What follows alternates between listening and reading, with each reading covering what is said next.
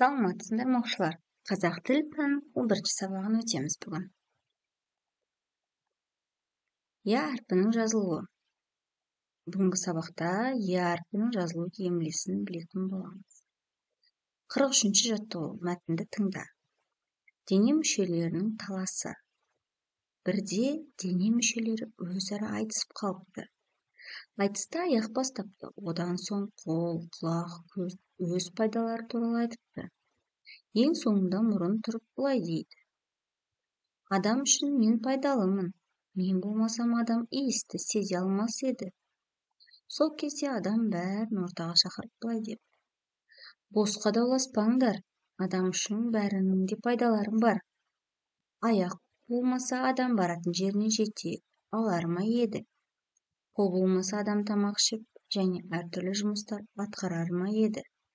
Құлақ, көз және мұрын болмаса адам ести, көре және ауа жұтып иісті сезе алар ма еді?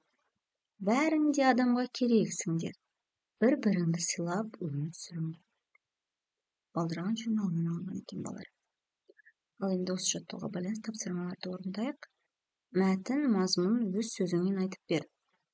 Көз, құлақ, қол, аяқ не деп таласқан өзің айтып көр. Аяқ сөзінің айтылуы мен жазылуын салыстыр. Неше әріп, неше дыбыс бар? Дене мүшелерінің таласы. Адам үшін барлық дене мүшелерінің маңызы зор. Көзіңмен айналаңда болып жатқан тіршілікті көресің. Құлағыңмен барлық дыбысты, жақсы сөздерді естейсің. Мұрныңмен иістерді сезесің. Деп өз сөзімізбен айтып көрейік, балалар. Ал енді аяқ жазылуы болады да, ай-ақ айтылуы.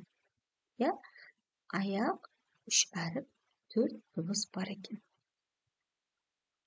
Балалар, 44-ші жаттығуға қараймыз. Әр сұрақтың жауабын тауып сәйкестендір. 2 көзің не үшін керек? Дұрыс балалар. Жақсыларды көру үшін керек. 2 қолың не үшін керек? Елге көмек беру үшін керек. Құлақ деген не үшін керек? Дұрыс айтасыңдар. Ақыл кеңес тыңдау үшін керек. Ал аяғың не үшін керек? Тамаша. Дұрыс айтасыңдар. Туған жерге қайту үшін керек.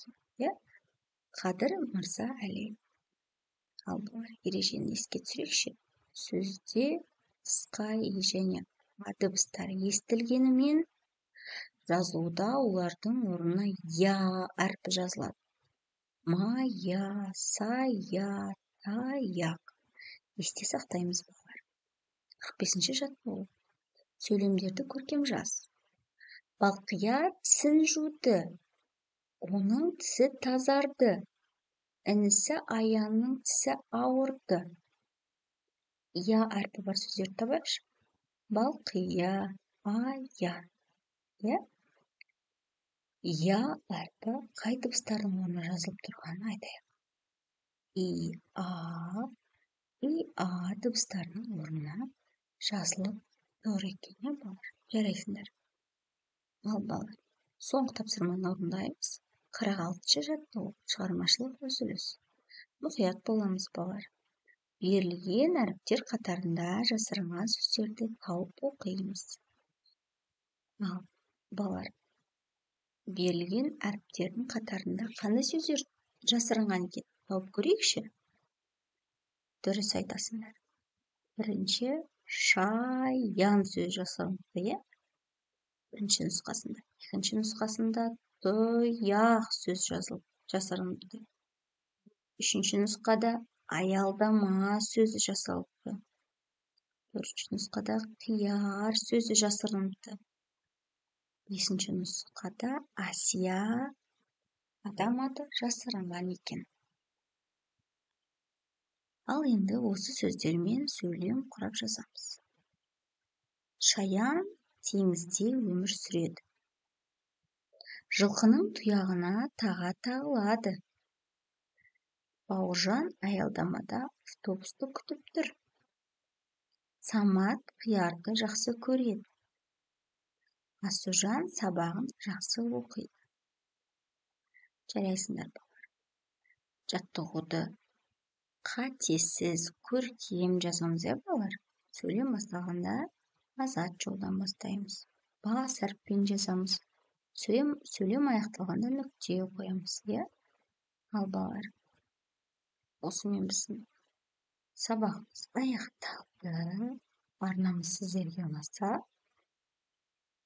біздің арнамызға жазылып, лайк басуды ұмытпаңыздар.